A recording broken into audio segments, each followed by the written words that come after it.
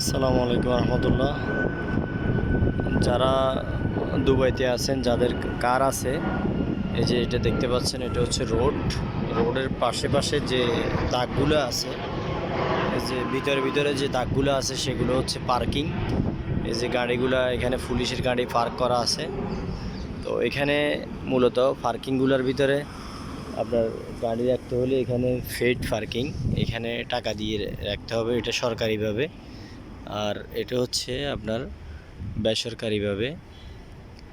এখানে parking number দেওয়া আছে এবং এখানে পার্কিং রেট দেওয়া আছে।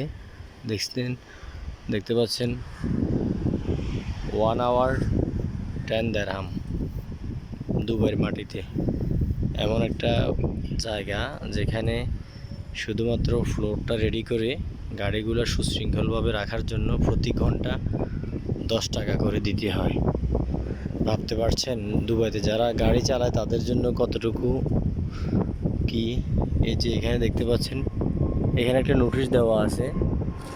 এখানে বড় ধরনের কোনো গাড়ি পার্কিং করার নিয়ম নাই। সবগুলো হচ্ছে প্রাইভেট কার,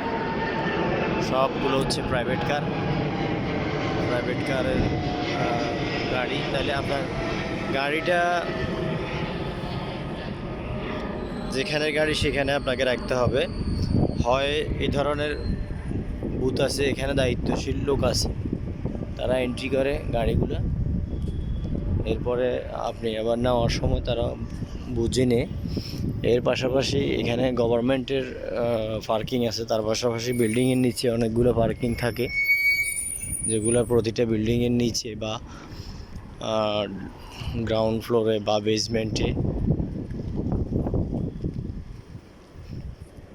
আপনার ইয়াগুলো থাকে। তো আশা করি বুঝতে পেরেছেন। ধন্যবাদ সবাইকে ভিডিওটি ওয়াচ করার জন্য।